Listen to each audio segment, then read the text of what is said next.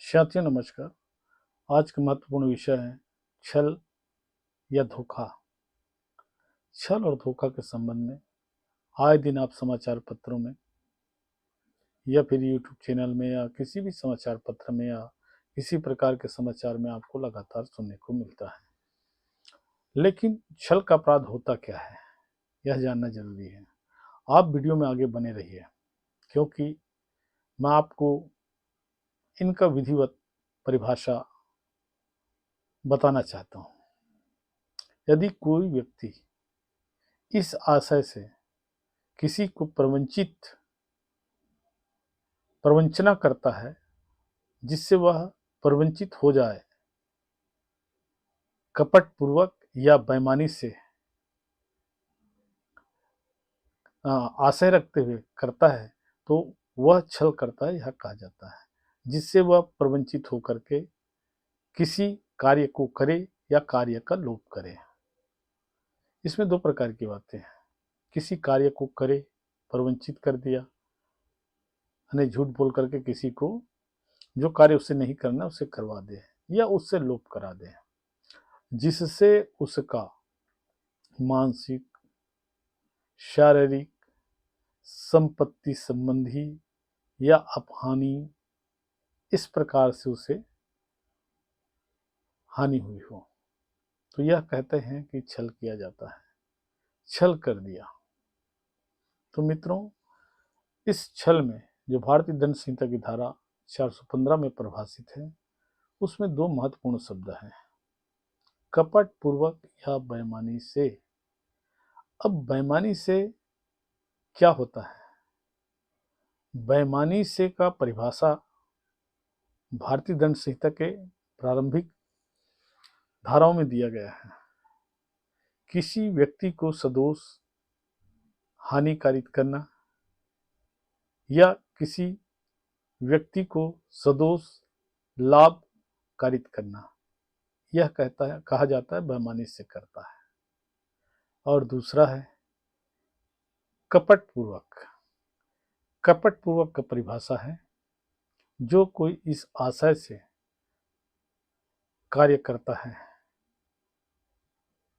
और उसको उद्देश्य कपट करने का हो, वह कपट पूर्वक कार्य करना कहा जाता है, अन्यथा नहीं।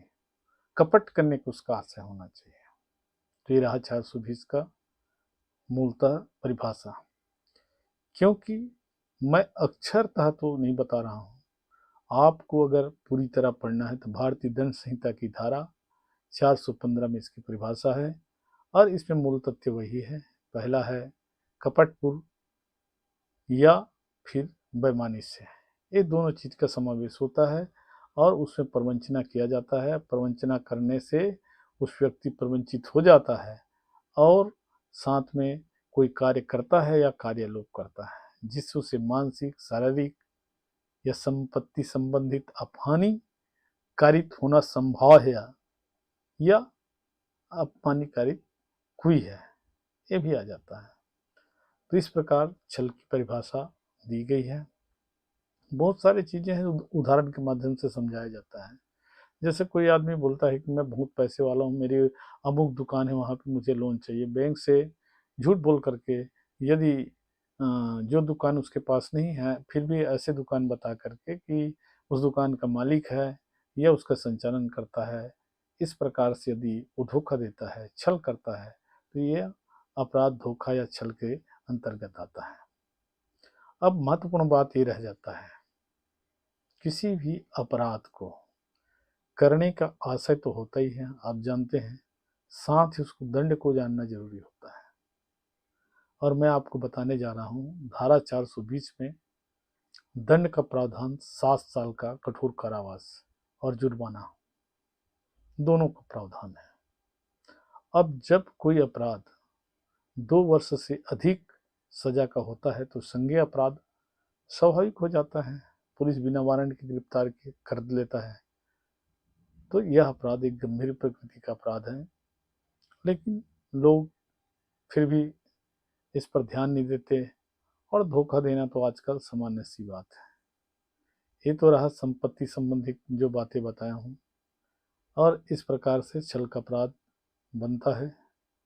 और न्यायालय में इस प्रकार के अपराध काफ़ी रहते हैं। लेकिन इसके अलावा छल करने के उद्देश्य से अगर फर्जी या कूट रचित दस्तावेज अगर बनाता है तो उसके लिए अलग धारा है, उसके बारे में हम बाद में बात करेंगे। और उसमें जो सज़ा होता है धारा 467 में आता है, और उसका सज़ा आजीवन कारावास या 10 वर्ष से अधिक होता है। तो मित्रों, छल करना कोई सामान्य बात नहीं है, और छल के अपराध के लिए क्या तथ्य आवश्यक है मैंने आपको बता दिया संक्षिप्त में। यदि मेरे वीडियो आपको अच्छा लगता है तो लाइक कीजिए, सब्सक्राइब कीजिए, अपने अन्य मित्रों को भी भेजिए ताकि छल के संबंध में जान सके। क्योंकि मैंने महत्वपूर्ण 2 बातें बताए हैं छल की परिभाषा के लिए। पहला तो है कपटपूर्वक, और दूसरा बताया या बेईमानी से किसी को प्रवंचित करना मेन रहता है, और वो आदमी प्रवंचित होकर के कोई कार्य करता है। तो मित्रों, आज रहा ये छल के संबंध में, शायद आपको कुछ लाभ मिला हो तो मेरे वीडियो को लाइक कीजिए, सब्सक्राइब कीजिए। धन्यवाद मित्रों, फिर मिलेंगे नेक्स्ट वीडियो में।